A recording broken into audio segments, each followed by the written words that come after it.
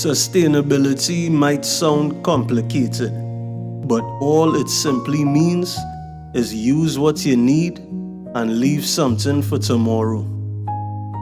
We are minimal waste. I wouldn't say we're zero waste, we're minimal waste. We save all of our trimmings from seafood to make stock to reuse for everything. We save our trimmings from veg to act as fertilizer for the farm that we have off property at Skywater. As much as we can, we do everything farm to table. Just trying to be vigilant in everything we do, trying to make the most out of all the produce we get, whether you're using it for stocks or stuff like that, from what you're putting on the plate, using what is left back. Use a lot of tanks and water stuff like that, and just try and be as environmentally friendly as we possibly can. That's and don't waste, brother. Okay, so what do you do with extra food then? We cook to order. So I don't cook food and put it down, so you gotta reheat it. You come, you order, you may gotta wait about 15 minutes, but you guarantee it's gonna be fresh, freshly cooked, so we don't have nothing to waste. We don't have anything to waste. None of my food goes to waste. If I have fish that's been in the shop, say for 2 days, what I do, I'll take it home and we'll eat it ourselves. So we always try to have that fresh fish. Water, I only turn the tap on when I have to wash my hands, and that's it. I have a jug of cold water. I have special recyclable cups for them. I wash it for them and they drink their water, and that's it. So I try to conserve water at all times, even at home. If I'm brushing my teeth, the tap is off. So all of our containers are biodegradable. All of our forks, containers, everything is biodegradable for us. For saving water, most nights we will wash everything one time. We have a specific time to be washing, and then after that time and everything clean, lock off all the pipes, and that's it. Make sure we don't have no drips or anything like that. How do you handle any waste that is there from catching the fish? We basically put it in a waste bucket, and then the general workers will take it up at a certain time of the day, and then carry it to a skit in the back, and then the skit truck comes to it and carry it somewhere else.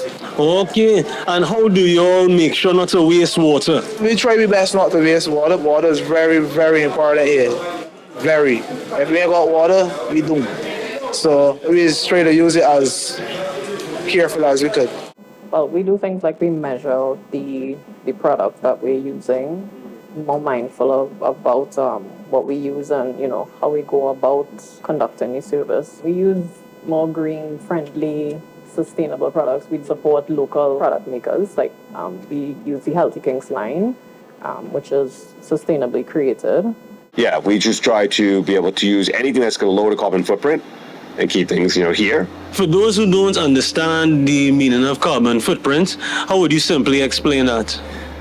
Everything that you have to get from a container is creating carbon, right? Is basically eating away at the atmosphere. So what we want to do is we want to limit the amount of importation, right? We don't have a lot of exportation here, unfortunately, right? And it's okay to get things. We're on an island, we need things, but there's certain things that we have here that we should utilize, right? So bring in what you need, but utilize what you have. Small habits make large differences. Small habits matter. How we handle food, how we use water, how we treat energy. The question isn't can we be sustainable, it's why wouldn't we be sustainable? Sustainability sounds complicated, but it's simply one question. What do you do with what you have? Make it count. Try not to throw away too much. Don't waste. Buy what you need. A lot of times, the things when we buy them, they stay there and spoil. If you're buying bulk, buy bulk together with somebody else so that, you still get the discount, but then you don't have all this whatever on your hand. This is sustainable outside of the dictionary and in real life, right? This is not a trend. This is just reality. And these are things that we used to do, and now we're calling it all these big fancy whatever names and terms, but these are things that we used to do. The next thing, if you can recycle. We have bees. Bees actually collects plastic bottles and glass, and they collect metal. Bees recycling. Get your neighbors, come together, and you all do the recycling together. because that way it makes sense for the bees truck as well. What do you think is a way that can get more youth interested in sustainable farming and self-sufficient food growth? You know, how would people be influenced to do that? Man, listen, it's happened already, you know, like, when you go into villages, especially the country, you know, you also be putting the block under a tree roasting breadfruit. Okay. So it means like saying that in us already, it's just a matter of working together then, you know, and trying to build something together, you know, but in us already, from young, you got little people so small, so, and I mean, communities doing these things, you know, so it do exist, but, you know, we just got to push it on a larger scale, you know, and really work together and push this whole local sustainability thing, you know. How can the food industry become more attractive to youth, especially the sustainable, healthy side of the food industry?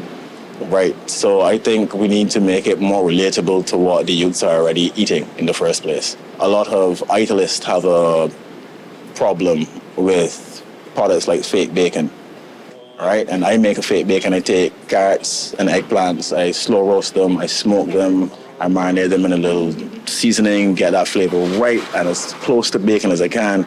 And then especially for the youths who are programmed, addicted to what they know, you bring it as close to that. And it's almost a weaning process to bring them back into healthy, holistic, clean eating. So I think we just need to be more mindful of what it is they're eating already. I have a 2-year-old at home, and trust me, if I don't give her what she wants or trick her into thinking she's getting what she wants, she's not going to eat it.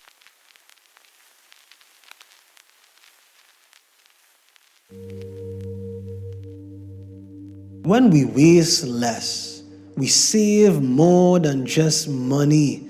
We protect culture. We protect the future. Sustainability is respect for food. It's respect for water. It's respect for energy. When you take care of today's resources, tomorrow has a chance. Let's talk about another type of sustainability. Let's talk about passing knowledge on to the next generation.